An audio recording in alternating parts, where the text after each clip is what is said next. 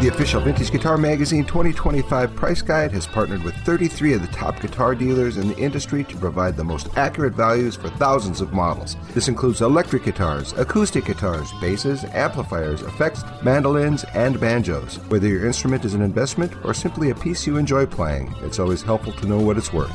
If you're checking out a guitar at your local shop and want to know its value before making the purchase, this guide is your go-to source for all the details. Available in both print and digital editions, you can have the guide right at your fingertips no matter where you go. Use code BUYGUITAR25 to receive 15% off the 2025 price guide when purchased directly from www.vintageguitar.com. Offer expires April 1st, 2025. Hello, and welcome to Buy That Guitar, presented by Vintage Guitar Magazine. I'm your host, Ram Tuli. This podcast is about the joy of guitar. That includes buying guitars, selling guitars, collecting guitars. We're talking vintage guitars, new guitars, used guitars, pre-war, flat tops, electric Spanish arch tops, custom shop guitars, limited edition guitars, basses, amps, effect pedals, lap steels, mandolins, banjo. If it has strings, we're going to talk about it. I spent most of my life studying the vintage guitar market. It's truly something I love and I'm passionate about. I can talk guitars all day, and I'm going to. Hello, everybody. Welcome to another exciting, adventurous episode of Buy That Guitar. This is going to be the season finale of Season 2. And what better person to bring on than my buddy Chuck Mahar of Mahar's Vintage Guitars. How you doing, Chuck? Doing great, Ram. Good to connect with you. Yeah, and people may not know this, but you are now back on the expert panel or the advisory panel, right, of the Vintage Guitar Magazine Guide. Yeah, which is great after a long hiatus. That's awesome. Yeah, I knew you were there before, and you came up to me. I guess we were hanging out in Dallas, and you said, "I'd love to, do it." And I said, "Hey, you're like my amp guy. I know I call you a lot when somebody gives me an amp question and I don't know it. I know that you know it. I mean, you sell everything, but for some reason, I always associate you with cool amps. When I go to Mahar, your website, you got a lot of cool amps on there. I've been lucky, yeah, and just dug in hard on it. It's interesting. I mean, I suppose we'll dig into it as we go. This episode, what we're going to call this show is the coolest amps that weren't made by Fender and Marshall. Now, most of us that are amp collectors, well, yeah, everybody knows about Fender and everybody knows about Marshall. Fenders and Marshalls, out of all the amps that you could buy, those are the ones that are really, really, really expensive. But man, there's a whole world out there of vintage amps that are pretty sensibly priced, and the prices don't go skyrocketing. They're just always where they need to be. You can be very happy with some of these amps. And I think that's what we want to talk about today is you don't want to pay $12K for a Fender Deluxe. Well, there's something out there that's going to get you just as close and just as magical as that, right? And that's what we're going to try to talk about today. Tell me about how did you get started? How did you get into vintage guitars and amps? Well, I started playing in the early 80s as a preteen. I got real interested in, amplification and technology, and recording at a pretty young age, to the degree that I could, living in southern New Hampshire and not really in a real great band incubating place or anything like that. But I always found myself, digging a little deeper than friends I was playing music with into the gear. And ultimately, I ended up looking for a recording school. I wanted to go to a music recording school. I initially signed up for a school in Ohio that used to be advertised in the back of Rolling Stone magazine, the recording workshop. And I did 4 or 5 months living there in Chillicothe, Ohio, and just this immersive recording program at this multi-studio facility there. Went back to New Hampshire and just dug in looking for a school to go to. And I ended up in Northern California, going to California State University, Chico, where they have a really great recording program. Moved across country, studied recording, got into some other facets of the recording program here that didn't really jive with me as a student, and ended up leaving school. And by that point, I was doing live sound for bands all over town. I'd moved from playing to more technical aspect, kind of followed that track. And I don't know, I left school after spending a summer in LA, figuring, maybe this business I was looking at wasn't for me. Came back to Chico and opened a music store with a friend. It just was kind of on a whim. 2 24-year-old kids with $5,000 each, trying to figure out how to stay. And that was Sound Source? That's correct. Yep. We operated a Sound Source for 10 years and, into the beginning of e-commerce. And then ultimately I bought my friend and partner out. I ended up closing the shop and doing business like I do now, like an on appointment. It's brick and mortar, but it's like more e-commerce and guitar show based. But I made that change in 2005, kind of having the store run my life and trying Yeah. to find an alternative. I went and rented a cheap warehouse with an office, and a good friend of mine who was retired would come in and help me like 20 hours a week. And I ended up working less to a certain degree, traveling more to guitar shows, doing more e-commerce, and making the same or more money and not wanting to beat my head against the wall every day. I think I see you almost at every guitar show. We always kind of run into each other, and you always got something cool, especially the Orange County shows, because you can bring a lot of that stuff. And you went to Chico State. When I was a kid, Chico State, they won the number one party school in America. So I remember everybody's like, yeah, I want to go to Chico State, man.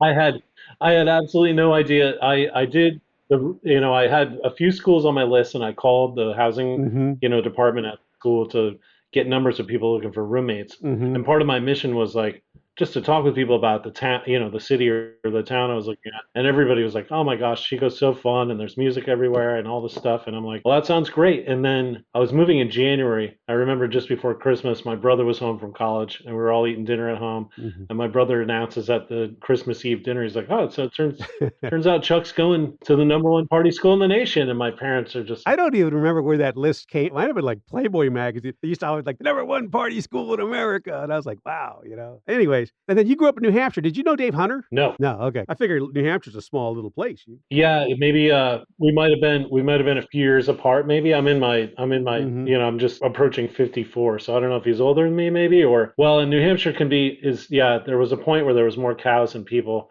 Tilted the other way now, but yeah, it's kind of isolated too. It's like, yeah, every time I run into somebody from New Hampshire, I say, "Oh, do you know so and so?" Yeah. it happens a lot. Yeah, Chico and New Hampshire are two very small places that seem to, I run into odd coincidences, but no, I don't know. All right, so let's help our fellow vintage guitar aficionados out there. Everybody now is complaining Fender Tweed amps are an arm and a leg. Yeah, they are. And of course, Marshalls, they're not, well, I guess they're a leg, right? Unless they're like really old. Yep. Then they're an arm, leg, and a torso.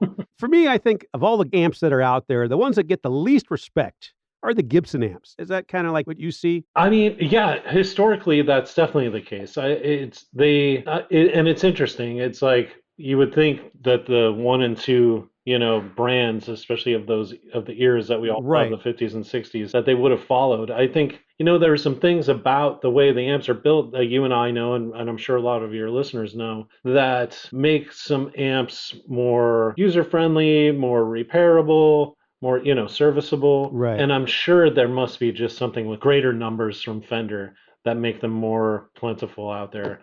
But certainly, yeah, bypassing Gibson amps from the 50s and 60s and just discounting them completely is a total mistake. And then, the thing is, like Gibsons, they have a distinctive sound. People used them. They're warm. They have a great mid-range. They use the same components. They use the Jensens. They use the 6V6s or the 6L. I mean, they're very, very similar in design to the Fender amps.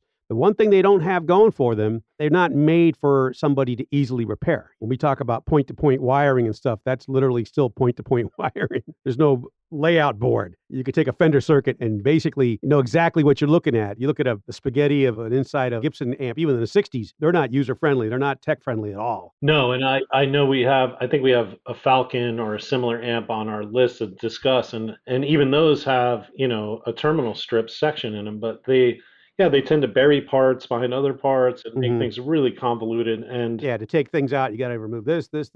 Leo Fender was a genius when it came to a layout board. It was just laid out. That was not something that any other company did.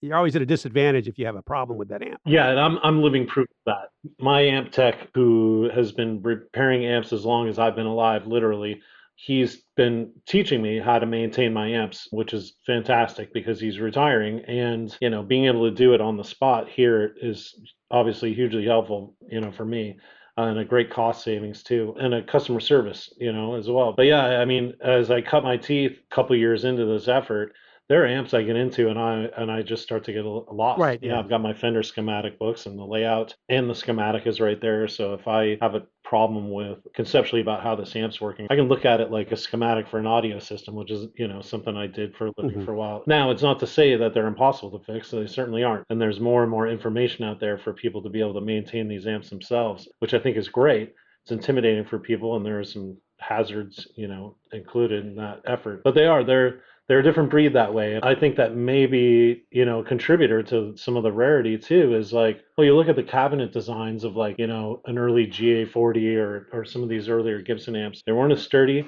and they're harder to work on. I don't know, maybe some of them just kind of got reduced to unserviceability through use, Yeah. so that might be part of it. But man, when you dig into some of these Gibsons, and certainly the tweed designs, as you get around 1960, Right. fantastic. The GA40 is, everybody wants a 59 Les Paul. They don't want a 59 Les Paul amp. You would think that you would pair those two and that'd be magical. Not the same, like the amps weren't built for the guitars the way Fenders were built. Impedance was matched and everything. But I think out of all the Gibson amps, the ones that cost the most or give you the best return probably are the GA40 and the GA20, right? Yeah, I think so. And kind of some familiarity, there as far as layout. The GA77 is a real ripper too. And and I've got a GA80 here that I had never encountered before, and I've been doing this on and off, like I said, since the mid '90s. And so some of these Gibson amps for me have been a first over the last 3, 4, or 5 years. Because, like I said, I just don't run into them all the time. And yeah, I've got this GA80 has the Veritone switching like an ES345 in the amp, and it's got a 15-inch speaker, and it just absolutely rips. There couldn't be really a cooler looking amp too. It's tweed and it ambers up like an old Fender. Now, if somebody wanted to get something like that, what would it cost? I've got, my GA80 might be a bad example because I think it has some provenance to it. We don't have to get into my inventory in particular. If you look out there, they're being offered for mid threes to mid fours. And this is like one of the big daddy of Gibson amps. So you can get into, the GA20s and GA40s. You floated me some numbers and I'm looking at them, and GA20s, 1,500 to $2,000, GA40s, 2,500 to $3,500, depending on condition and originality. That's a lot. It's a lot of amp for that kind of money. You're talking the price of like a Princeton, which just doesn't have enough juice for some people, right? Yep. Yeah, I was looking at a video of the GA40 because it's been some time since I've seen one. Right. I can't remember which retailer had it, but they've got this guy playing an ES330T, just a single pickup P90 50s ES330 through it, and it's just glorious. Sounds awesome. Yeah. Think about that GA40, compare that to its equivalent for Fender. You're going to pay probably, 8 times that for the Fender version with that 12-inch speaker.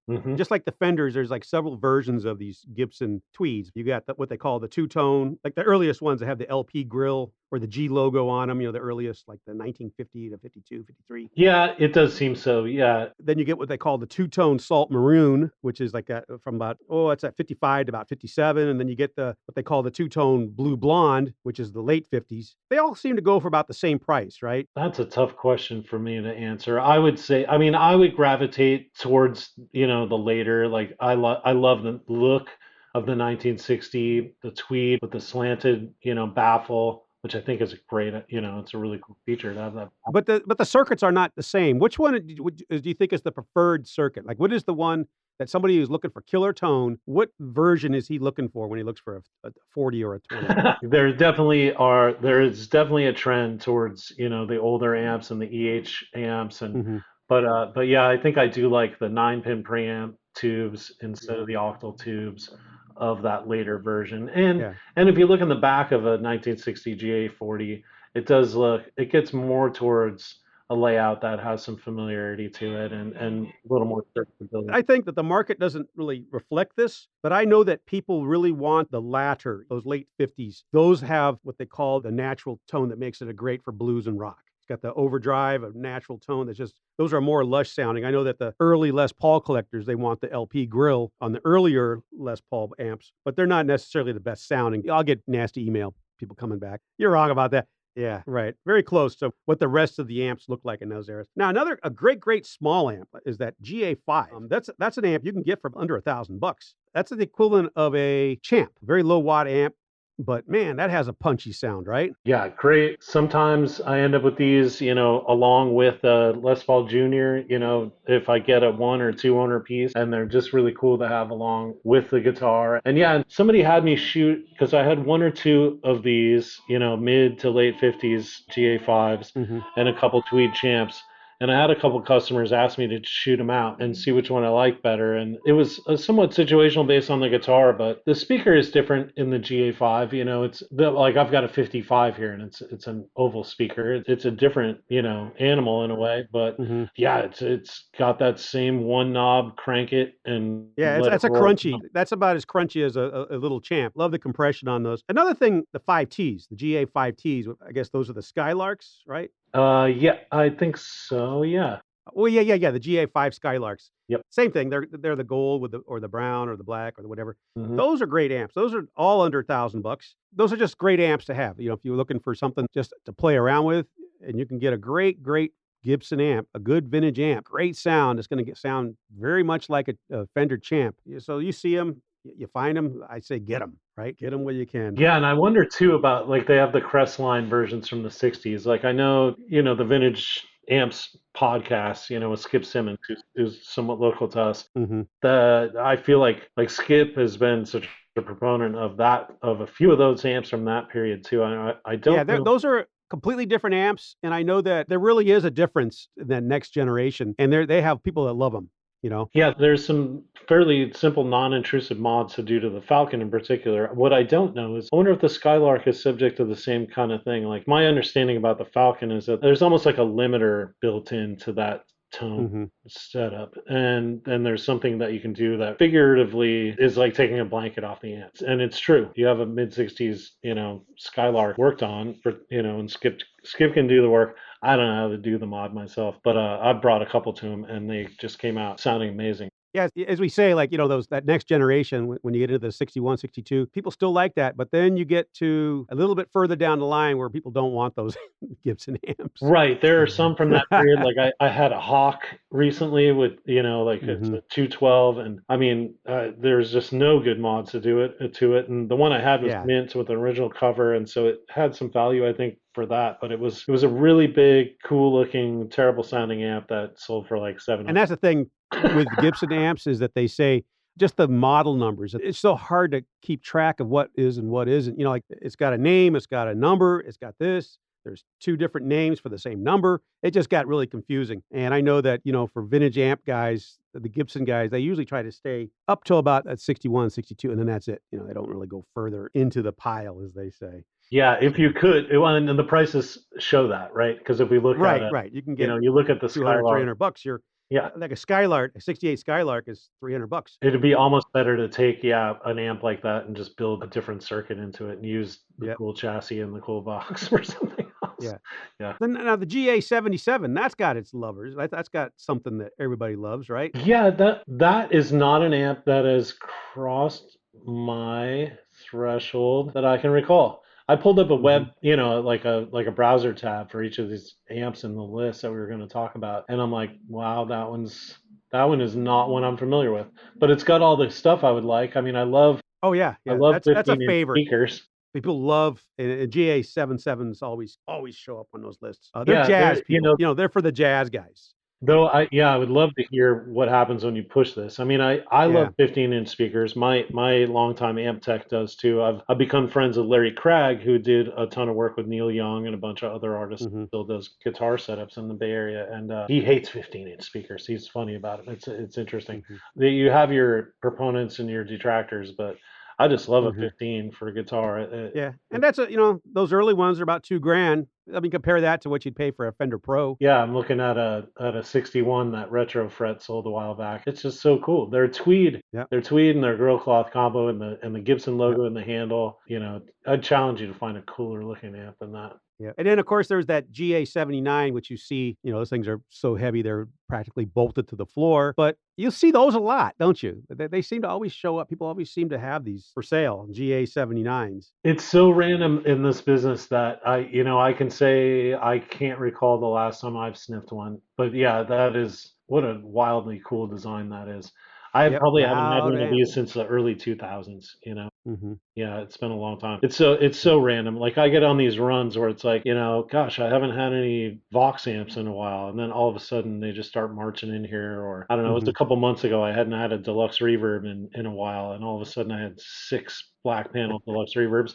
And so I don't know. Yeah, I haven't turned one of these up, but it's cool looking. It looks like a weird Bose hi-fi speaker from. And I also threw on that list the GA30 RVT, which is that Invader. People really love that thing. That's a $1,500 amp. Great amp, man. Yeah, that's the one with the two different size speakers in it, right? It's got a a 12 and a 10 in there, which is super cool. I mean, if you're recording, you see a lot of amps, Matchless and some other companies, they'll do two different speakers. So you get, a DC30 with two flavors of speakers in it stock. And to get a 10 and a 12 in that one amp and be able to mic them both with all the recording people are doing, that's a really cool setup. Really dig Now, of course, the earliest amplifiers, the Gibson amps, they kind of came out about the same time Rickenbacker. And these are these old EHs, the old EH 100, EH 125, 150 EH. Now, these are expensive amps. They're not necessarily the best sounding amps, but they do have a vintage ethereal feel to them. But they're really what you pair your vintage guitar from that same era with, right? That seems to be the trend. Yeah, again, So you're going to pay a lot of money for a EH 150 that's going to go with your Charlie Christian ES 150. That's going to be over $2,000 sometimes, huh? Yeah, and good luck finding a replacement handle for those. But right, and good luck finding any part or even working on a dang thing. yeah, I've got an EH 185 here, and it did surprise me. It's another one I hadn't stumbled into for a good long time. This one's from 41, 42, and just a really unique layout, that flip top on it and the way the amp comes out, of the cabinet. Yeah, they're a trip. Not a ton of experience with them, but I definitely feel like there is period music that people are very much playing, and music aficionados are definitely going out and seeing. And these are the amps that a lot of those people are chasing. Yeah, and they're, like I say, they're more for historical accuracy. It's not like you're going to gig with an EH 150. Yeah, if you do, you better have a couple or three, just so you know. You might have a backup and then another backup. So that's Gibson. So we're trying to tell people, I can't afford a Tremolix, I can't afford a Deluxe. Well, go out there and look at those GA, look at some of those Tweeds that came from Gibson. They're great amps, and they're about, I don't know, a fraction of the price. So that's all we're asking you people out there is just look at these things, okay? So any other Gibson that you can think of that everybody should know about? I think we covered it, man. Yeah, there was the one that I wanted to add was not only because I have one, but because it just completely knocked me out, was that GA80. But if you get a chance to play it, I suppose. You guys call Chuck if you want that. He'll work a deal with you today. You have 15 minutes because he's going to leave for Nashville tonight.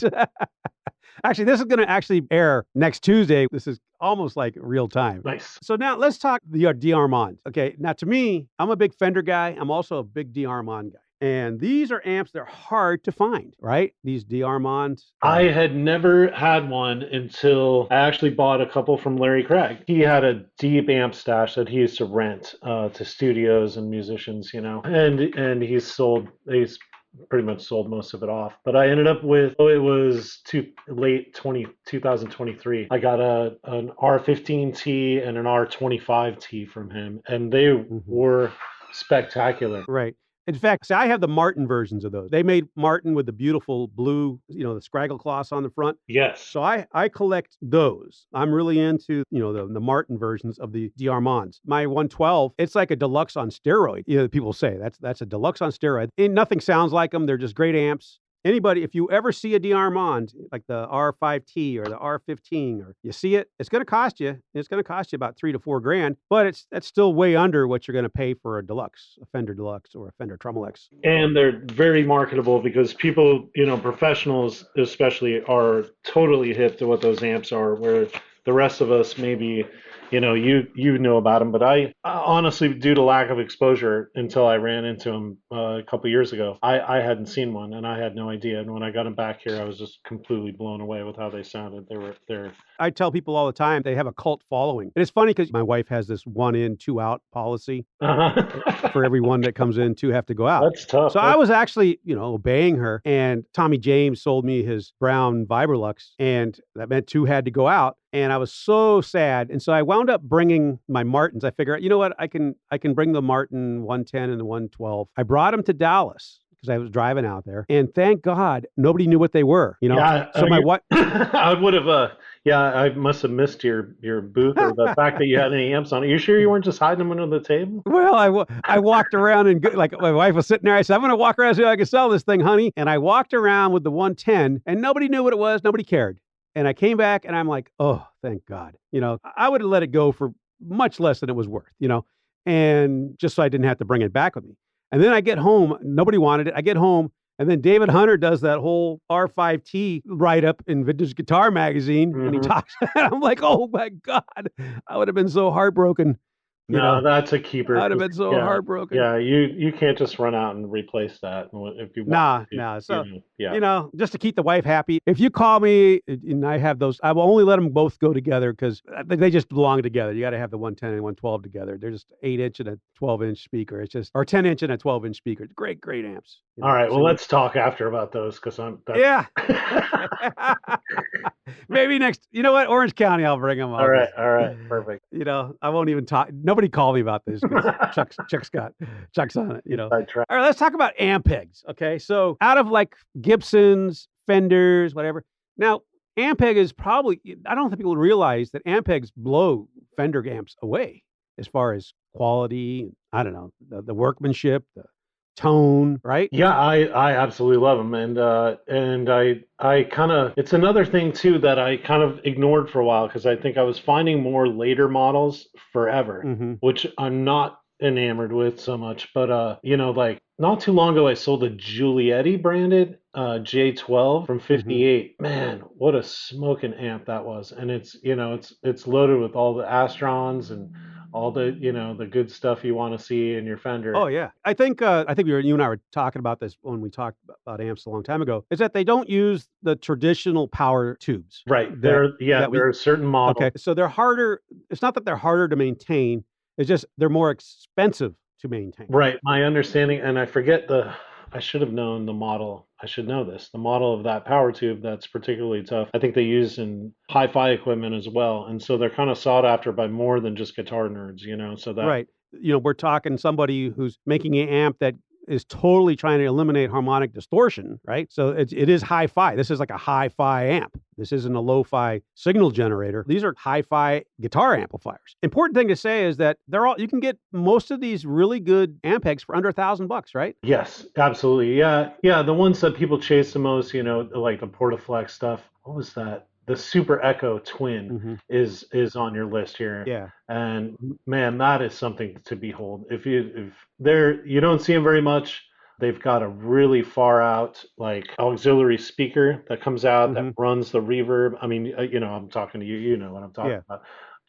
Holy cow! These you probably do have to pay a little over $1,000 for them just because they're really. Yeah, I had a really clean one not more than a year ago that I think I got closer to $2,000 for. But I mean, anybody who plugged into that amp here was just completely blown away. And yeah, just a fabulous setup and really cool how you can flip the amp in and it's all inside the cabinet. Just like just really thoughtful design. But the little 12-inch combos are those are some of my favorites. They're just that J12, that's a killer circuit. And Jensen speaker and cool looks. Yeah, American, Now, we should point out that the Portaflexes, the B12, B15, B18, those are close to $2,000. They're usually a really good one will be over $2,000.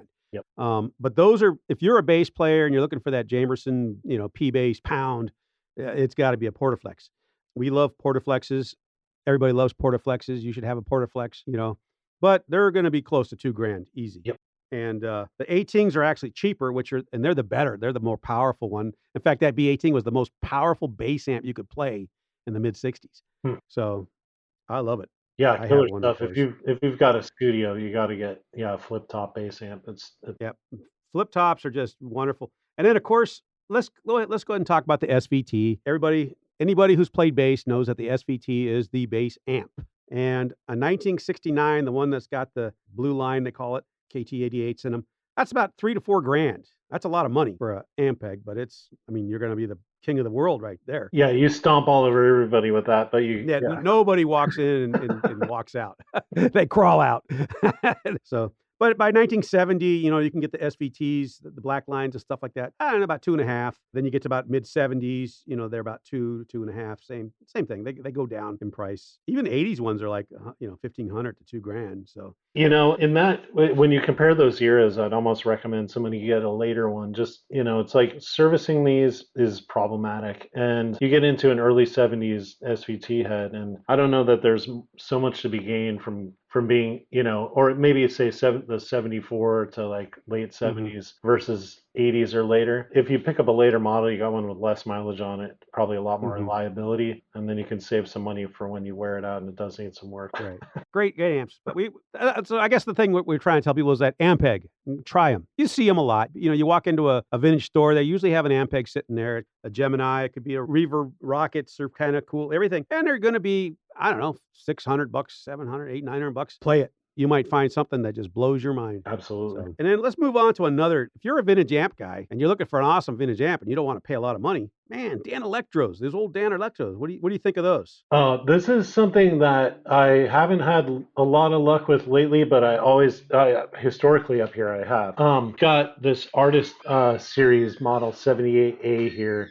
It's like the funkiest looking Tolex covering you've ever seen, like this. It looks like an old burlap, like coffee bean bag grill cloth, and just funky as can be. And the way the front baffle is kind of built, it looks like it's kind of like a horn-loaded PA cabinet from like the late 60s, early 70s. I mean, just the gnarliest tone ever out of these amps. You just turn them up and rip, and they sound so good. There's something so organic. And for about $500, you can find something that sounds better than, a $5,000 whatever built today. Yeah. A boutique amp. I tell people like that DM25, the DM, the Commando, like that Model 88 Commando. Actually, you do got to pay money for those Commandos, don't you?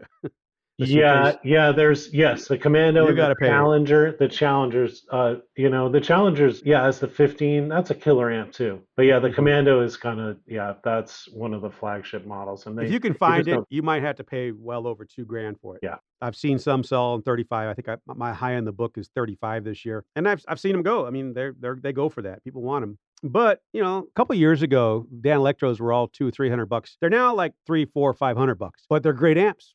No doubt about it. Yeah, they're super fun. And again, I think what drives a lot of, certainly, of course, the small amp business, which we've all watched, kind of change the market. It's got to be, as far as I can tell anyway. I mean, part of it's like people are tired of carrying heavy amps. Part of it's people gigs, people want you to be quieter. But home recording, is so ubiquitous now, and these amps absolutely kill. And it's like the studio concept historically was, at a lot of places to have a whole bunch of really cool amps, maybe a whole bunch of guitars and things to use while you're creating in the studio. And you can do that at home with these amps. You can pick up a couple Danelectros, Silvertone. Like if you had a home studio and you had a DM10, a 10 watter, 1x8, that thing sound just like a Princeton. Yeah, hundreds of dollars. And it's only a couple $100.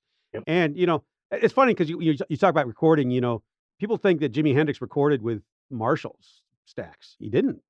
He used little black face amps. Yeah, I mean, in the studio. Yeah, it makes sense, right? I mean, Jeff Beck was using Princeton reverbs, right?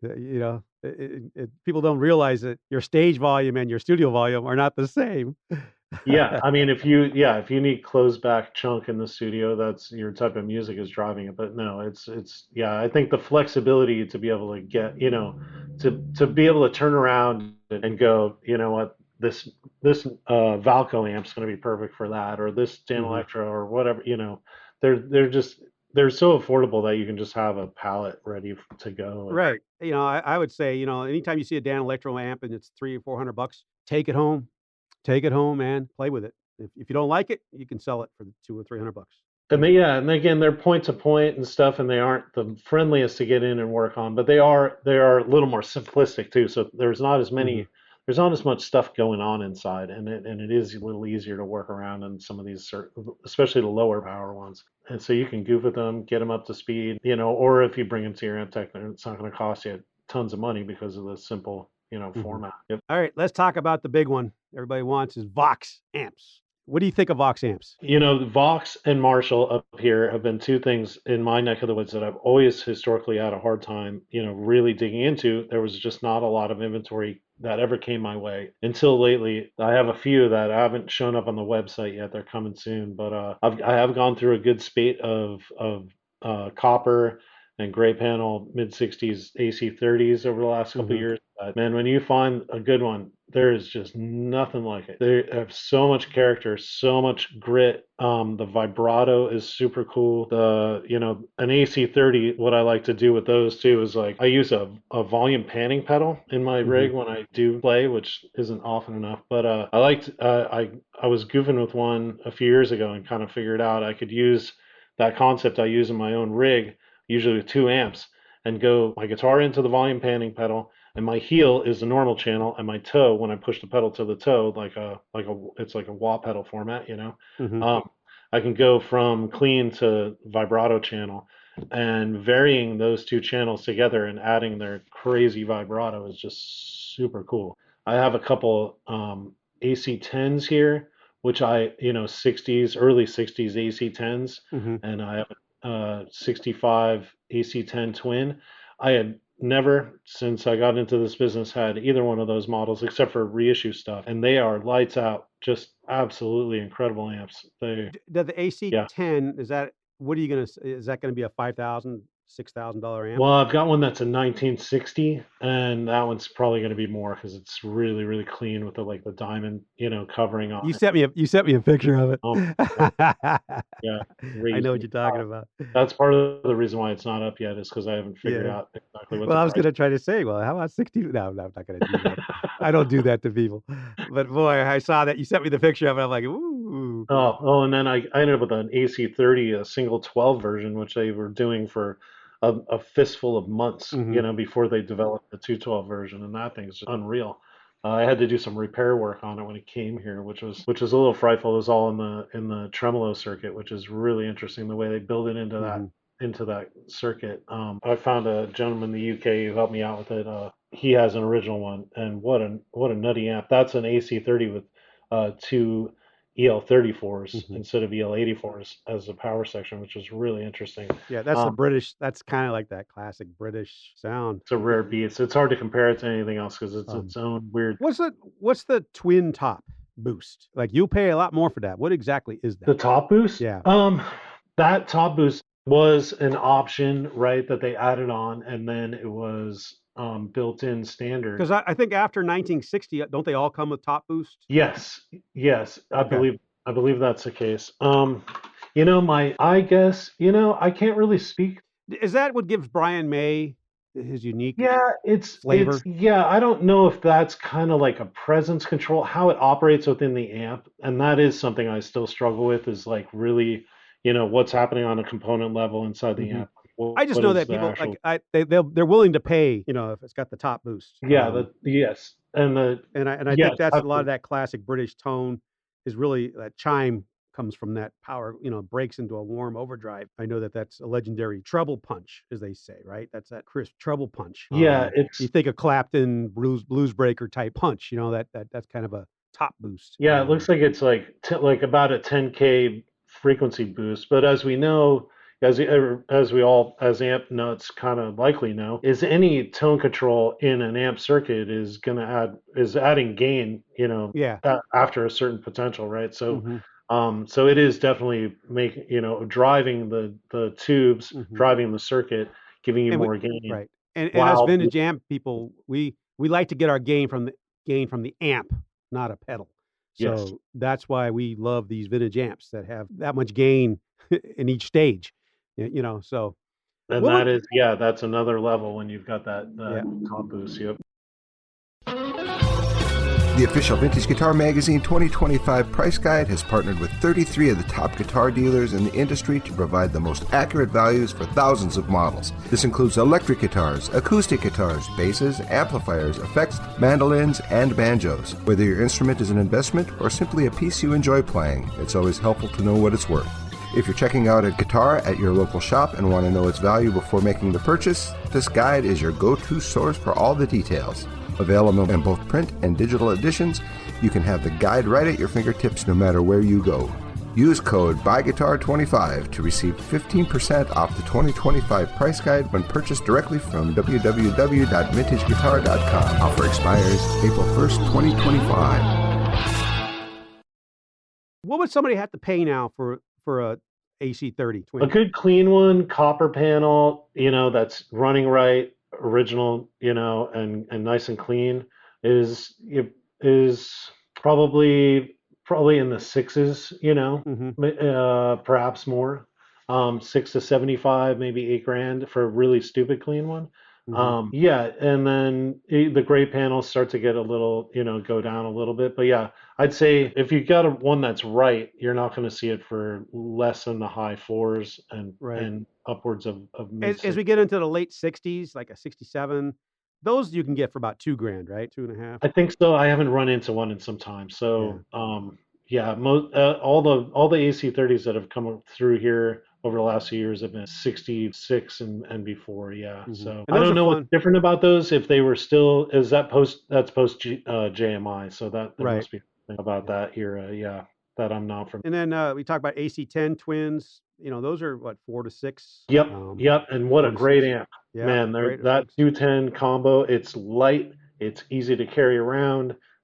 It sounds that's a great circuit, and it doesn't rip your face off. Like an AC30 is a loud amp. I mean, really loud. Yeah. And you look at the mutations or the iterations of that from somebody like Matchless or Top Hat or any of those other companies, and they're gnarly. And to get them really ripping, it takes a lot of volume. An AC10 and AC15 is a great way to go. And AC15s, they're about 4 to 6, right? I think so. Yeah, probably, and maybe even a touch more. I'd say some of these amps that we've seen some prices correct, but some of these amps in particular have not.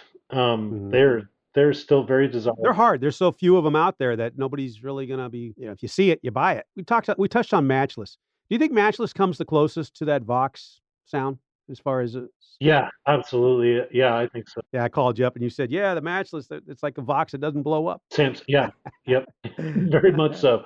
Yeah, and I guess he's back with Bad Cat, and then he's done several different brands in between and some under his own name, and obviously an experimenter. I've had a couple of like Samson branded amps that were either between Matchless and Bad Cat or after Bad Cat, and some really cool experimentation on the theme, but in the end, yeah, it's that glassy, raunchy, when pushed Vox tone, but built in I mean, I think one of the biggest problems with the Vox circuit, really, historically, or the biggest complaint, I guess, and the reason maybe for some of the service issues, is really the way the chassis is built, the ventilation or lack thereof.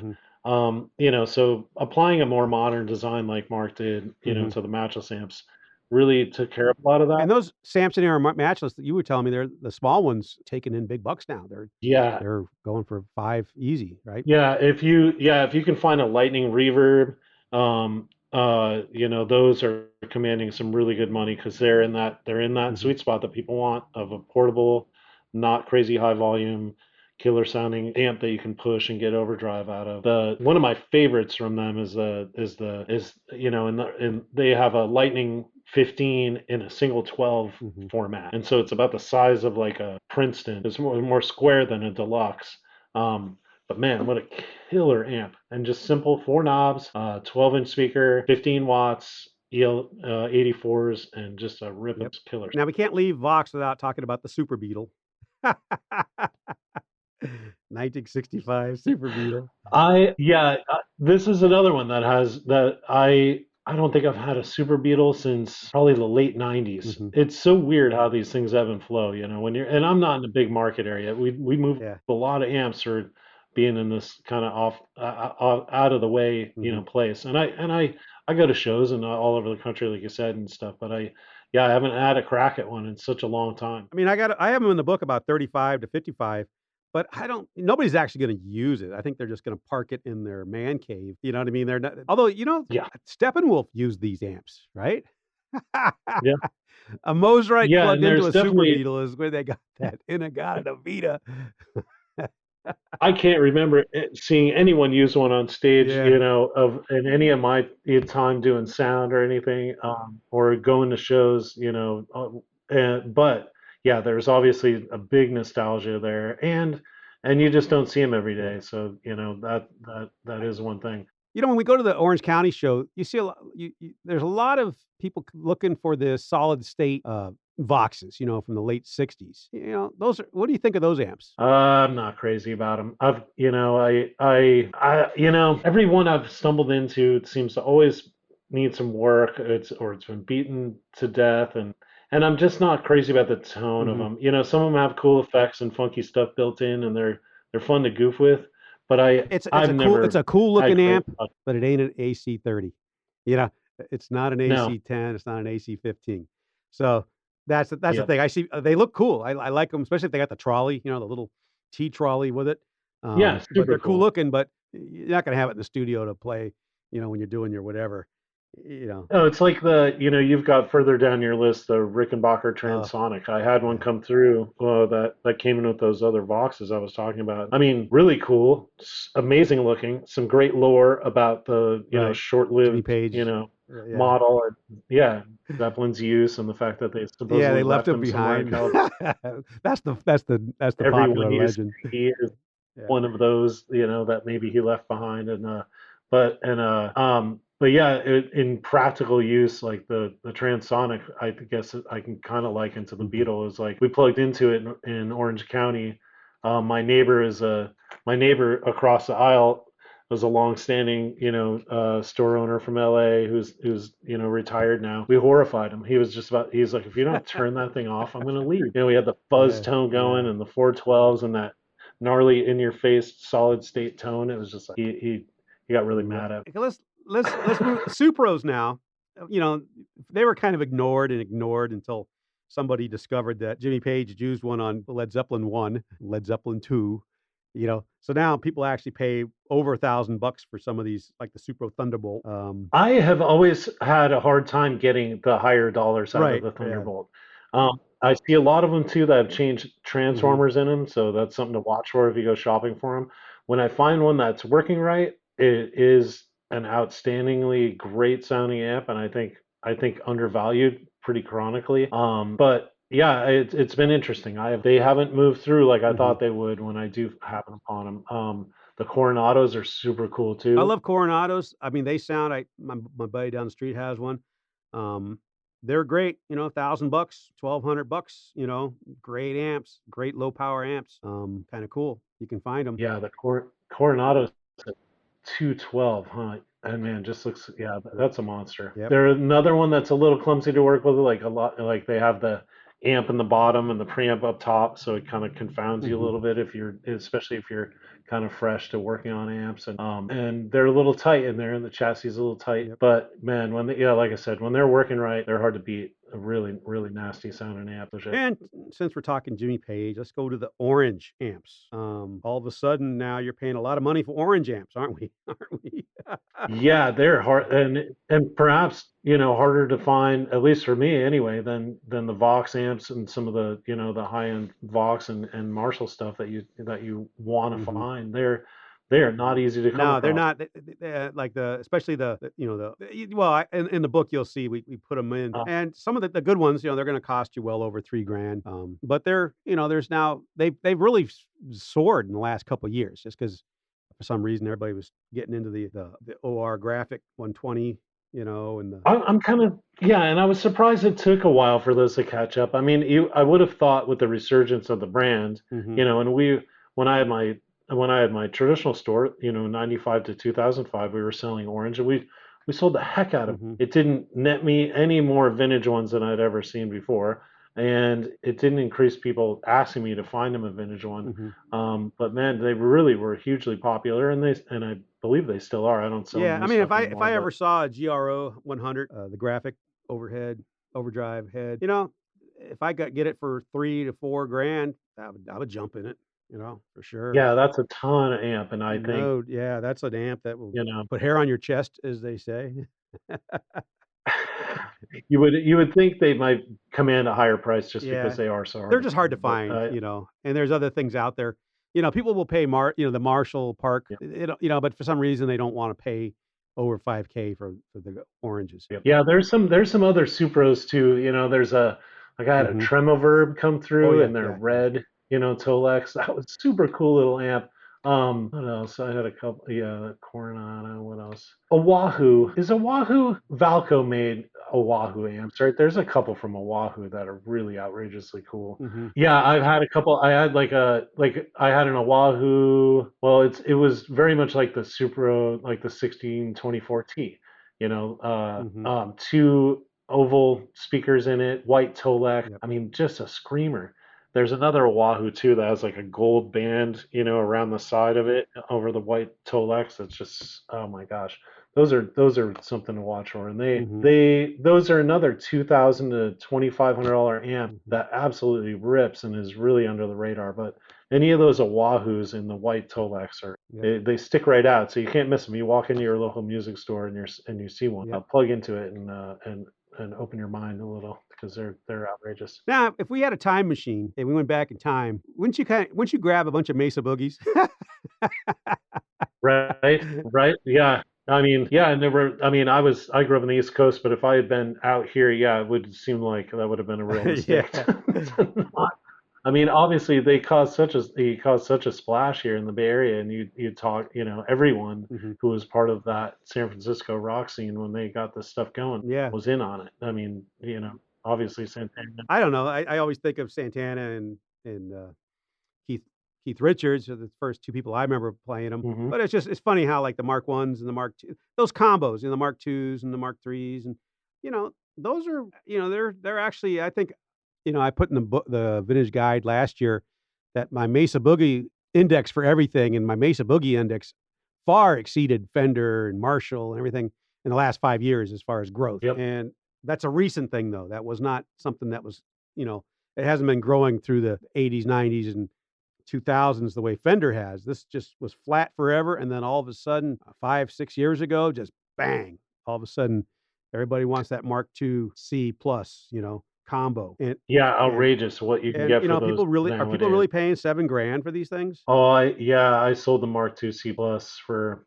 yeah, I've gotten right around I 10 I for a know that couple of some of them do get 10. Yep. I might bump. I think the numbers I have in there are 4.5 to 7 for the hardwood, but I know that there's outliers that go for 10 easy.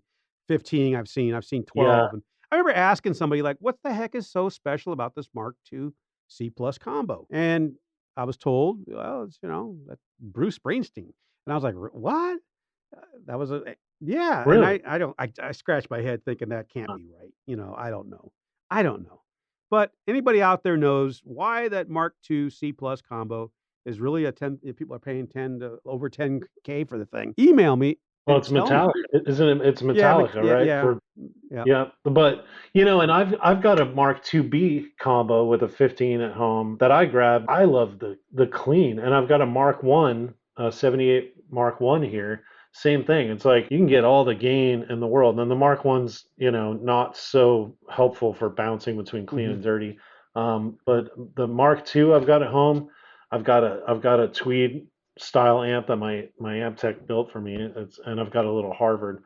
But when I do actually play with other people, I like to have a killer clean amp that'll stay clean as Mhm. loud as I want, and then an amp that'll just break up as early as I want, and then be able to blend the two.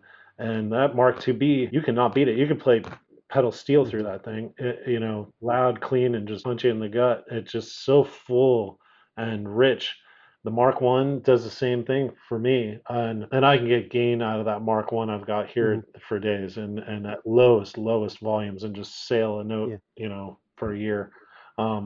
They're really great sounding amps. They criticism from some people is the circuit board. I know my Mark II B when I got it had issues. The preamp tube sockets being right on the board had caused some issues with solder joints. I tried to have it fixed locally. It didn't really work out. I brought it down to Boogie, and they completely Mhm. dialed it in. It was reasonable. And Mike B, down there, Mike Benedetti worked on it, which is what everybody wants. And that maybe some of what's going on price wise too, right? As we've seen Mesa Boogie change hands. I know there's been some drama between, new ownership and Randall Smith, and Mike B's been the anchor technically there, and we don't know how long is he going to stick around? Is he, Right. how long is Boogie still going to be Boogie? When you've still got a founder, you had a founder and his like right hand man involved in this business still there for us, to have him work on or update or tweak amp. And, that era is, in transition as we speak. So that might have something to do with the Now, price. I sent you my draft numbers for Yeah, the Mesa Boogie stuff. Are my numbers low, do you think? Or do you think they're spot on? I think it looks good. Yeah, the Mark threes I'm not too dialed on, but just running through them quickly, You think I'm low on the Mark threes? Mark, I'd have to do a little poking around to completely check, but I think you're in the ballpark. I mean, 85 to 90 Mark III combo, 2 to 2500. That sounds right. Hardwood, graphic EQ, 25 and up, 25 to 45. Yeah, Okay, because I yeah, was like, I had to park I these think you're last pretty right year, and on. I mean, I came down just a little on them. But I don't know, just I saw kind of a stall, but I don't know. That's why I rely on you. Yeah. yeah, no, I think you're right because they Yeah, I peaked a little parked them bit and then like everything I came else. down a little bit this year, Mhm. or I will, but I don't know. I don't know Yeah, because I still have a long ways to go. yeah, I think you're looking pretty good. Like, and the most desirable stuff hasn't been hit as much as some of the kind of meat and potatoes things you see more often, Hmm. or peripheral models that people were buying, Hmm. because they couldn't get the one they wanted. Some of those models lag behind and they get scooped up in the froth of a upswing in pricing. I guess what I'm saying is, yeah, probably the most desirable models have kind of hung in there, which is a little counterintuitive when you see price settling, either because there's a perceived overvaluing in the market or the economy is struggling. You would think Yeah. you just see everything get whacked. Well, the fact is that, while we're being told the economy was terrible last year and it's pretty much the same as it was then, now there's just all this, Hmm. there's just all this indecision. I think that's kind of kept us at bay, with price increases. Because I mean, we all have jobs still, and Right. nobody's losing their houses like '08 or whatever. I think it's in my eyes, in my estimation, in my experience, it seems like Hmm. this is probably not a bad time to be buying, because things have cooled. You have a little more selection. And we're telling people if you're out there looking for something, here's some stuff you don't have to buy that Fender Harvard. You can, And yeah, right. right. And looking at anything right now is a better deal than it was, 1, 2, and years ago and then back into the COVID period.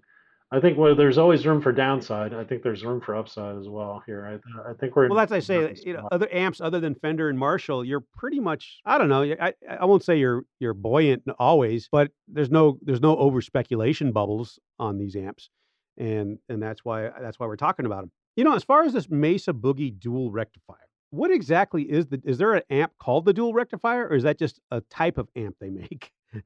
People always ask me. Well, they did do several amps with two rectifier tubes, but the dual rec, head was definitely a thing for, that gnarly rock and metal.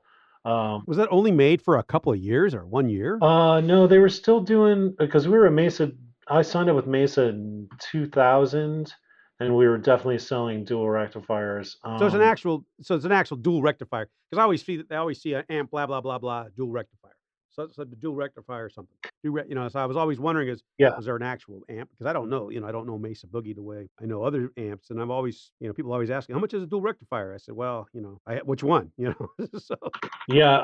I forget which combo amps that they had some kind of more classic voice stuff that has two rectifier tubes in it. But it's really called the dual the dual Okay. rectifier head is just that. It is the model. Yep. And it's two channels, and you can definitely get clean out of it. But Hmm. man, that is a high gain like blowtorch amp. It's yeah. They're no joke. 100 watts, And gnarly is that a $5,000 amp? '90s version. I think I have it 2.5 to 4. Yeah, that's what I have, but I thought they were kind of Yeah, that seems to be just looking online really quick while we're talking. It I seems, thought they were kind of sneaking up on us a little bit, but yeah, which is kind of surprising, man, because that's a really loud, gnarly, head. But I guess, mhm, I haven't kept my eye on everything, and if you'd asked me and I didn't just look and Google, right. Well, that's cool. and see what was happening, I would have said those have got to be slow right now, but it looks like they're actually doing pretty well. Let's talk about the HiWatt. Everybody wants to know about that DR103 custom 100 watt. God, what an amp! Everybody wants to know about that DR103 custom 100. Yeah, they're gnarly. I've had more HiWatt combos come through here than I have heads. I think this is another one where there's not a ton of exposure to your everyday player for HiWatt amps, and I think there's some reissue efforts that were not as so good and maybe turned some people off, perhaps, I guess, in a way, though they're not horrible either. But the difference in buying a HiWatt 100-watt head versus a Marshall 100-watt head is a price, like half the price, and it's just as good. But yeah, I mean, be proud, loud. I think so. Yeah, and they're cool looking. The layout and the build quality is phenomenal, and every HiWatt I've seen, they're known for that. It's the cleanest layout inside ever. And I just love the cabinet design. Their 4x12 cabinets are like the gnarliest and among the best sounding, I think. That's right. And as long as you have a roadie, bring it in for you. Yeah, they are chunky. I mean, they used a lot of wood. It's a really thick, heavy builds. Bitchin' amps, just awesome. Yep. And more flexible than you think too. It's another amp that has a really, really great clean tone, punchy and thick, and it can gain you out too. Well, let's finish up here. Let's talk about other cool amps. And I just threw like everybody, if you're a bass player, you should probably have a acoustic 360, 361 matching. Make sure it's matching. $1,800. You'll be just as popular as the guy with the SVT, right? Yep, super cool. And those have had a pretty palpable resurgence as well. Acoustic is, people always overlook those acoustic. Well, they look for the 360, 361, but there's a lot of good acoustic stuff out there. But if you want to be the dude, you got to have the 360, 361, and it's got to match. Don't try to pull off that whole mismatch. One of these things, the Alamo Birch. Out of all the amps I've seen that's just almost quadruple in price in the last 5 years, it's those Alamo Birch A's. That's another one I have not had a lot of luck with. I see those at every guitar show I go to, somebody's got a Birch A, and they want some crazy number for it. And I was like, that's too high, but you're close. You're close. What is the thing with them? I mean, what is there? There's their history, certain. No, it's just they're cool looking amps. Somebody carved a big A instead of having a grill. It just has a big A that's carved in birch. Right. And it's like everything else. You're gonna have something cool hanging around the man cave. Why not have the Birch A Alamo amp? It's a good amp. It sounds good. I play through them. They're good sound and amps. They're nice low watt. They are cool, crunchy amps. Yeah, and they look.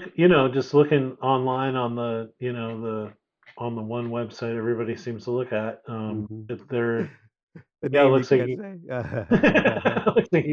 low teens. Cool looking amp. Yeah, but they're not. I mean, they don't sell for that though. I know people want that. Yeah. $1,200. At $1,200, you're probably pushing it. But that was a $300 amp 5 years ago. Yeah, I mean, that was a $300 amp. Yeah, it's a 1x8. Yeah, that's kind of looks like the bigger version of like a Magnatone lap steel amp. Yeah. I've honestly never played through one of those with it. Yeah. It's a cool little amp. It's more cool looking.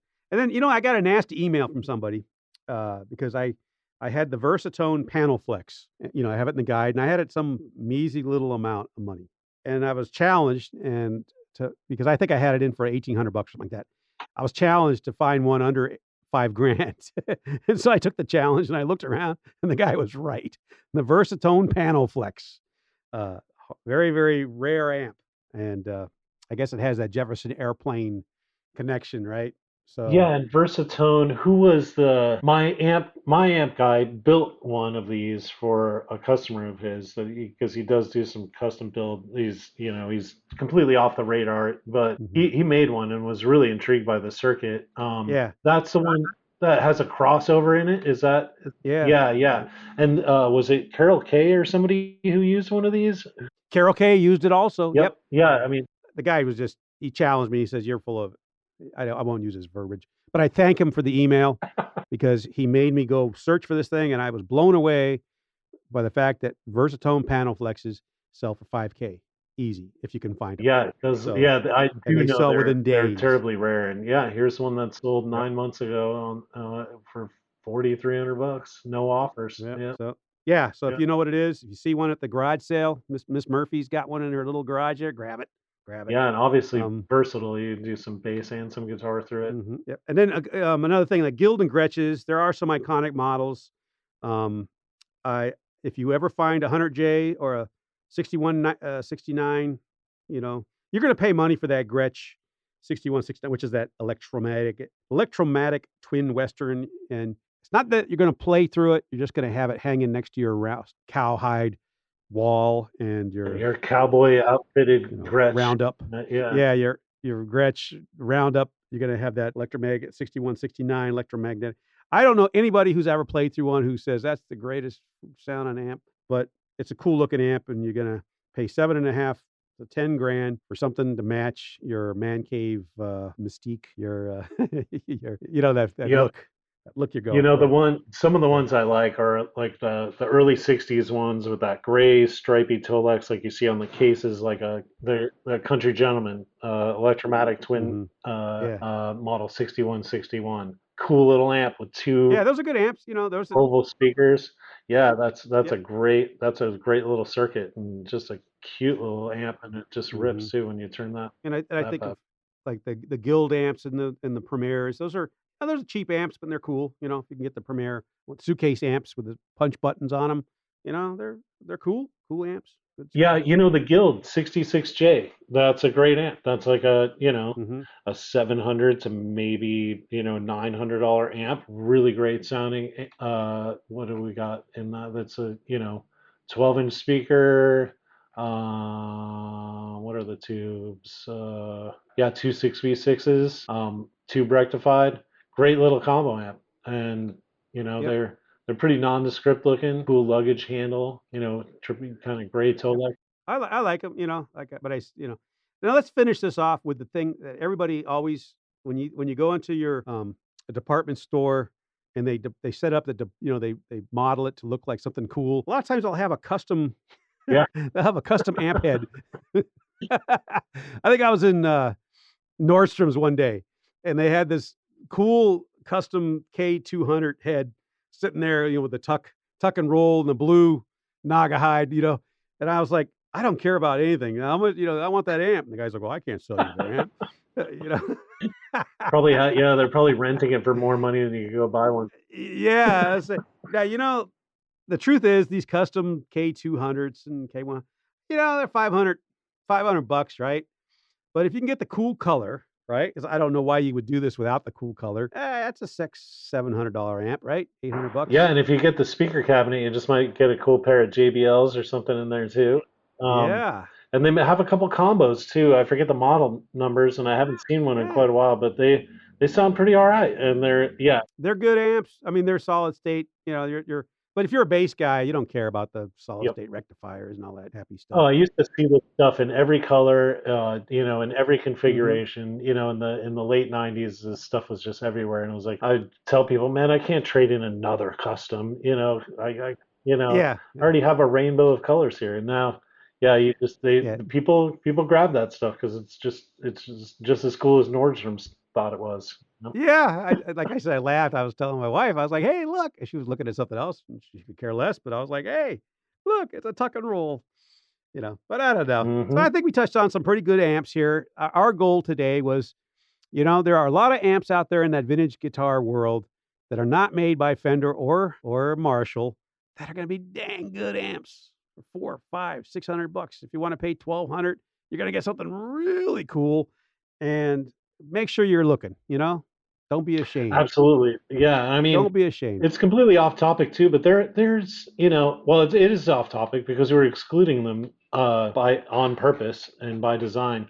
But like a Fender concert, there are things in the brand names that are sweet spots too. It's like, but yeah, I think what's tough for people is that it's hard to find a good shop that really takes some chances, rolling some dice on some different brand name amps.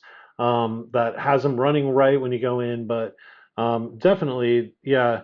My buddy Rick King at Guitar Maniacs up there in Tacoma, Washington, told me once I was like, Rick, do you ever worry these customers you have that have 25 guitars are just going to call it quits? What's going to keep them going? And he's like, Chuck, there's a song in every guitar. And I'm like, dang it, you're right. And then, you know what?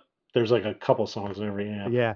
There's inspiration. Yeah. As far as the boutique amps that Carr, and a lot of people make these great amps today that are kind of model the old amps. Those are great amps too. A couple of $1,000 boutique prices. But if you're going to pay a boutique price, gosh, maybe that Salt and Pepper GA40, maybe then the Brown Princeton, the Fender Brown Princeton. That's about a boutique price, and that's one hell of a boutique amp, man. Holy yeah, and if you look at the old matchless stuff from the '90s, they are expensive, but who's making just as good amps as they were then is matchless now.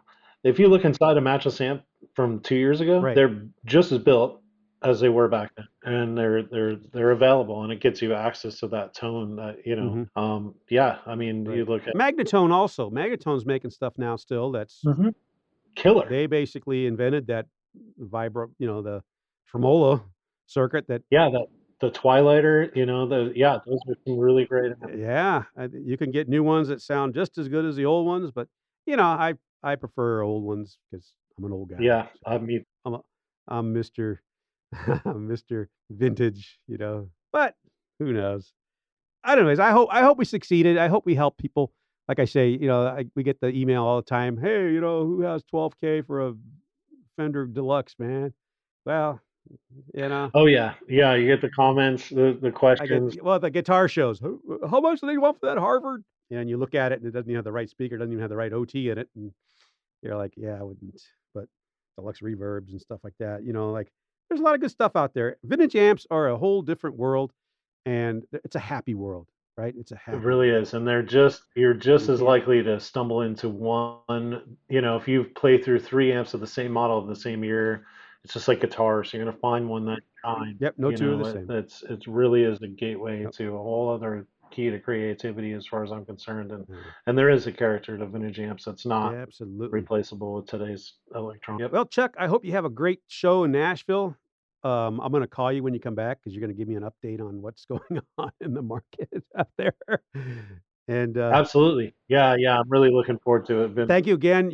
Today you helped me actually finalize my amp numbers. I'm going to send in my first draft for the guide, and perfect. It works out. This was a perfect day. And I hope you have a great show. And thank you again so much for helping me out. Yeah, you bet. Thanks for having me, and you take care. Talk to you soon. All right. Talk to you later. All right, everybody. This concludes our second season of Buy That Guitar. Thank you guys again for downloading, sharing, and commenting, and emailing me with your comments. We will probably start the third season. I'm not sure when, but if you have ideas, you have guests, you have good topics you want to talk about, nobody else seems to want to talk about, I'm the guy. So email me at ram@vintageguitar.com and let me know your thoughts. And we'll see you again in a couple of months for season 3. Bye-bye.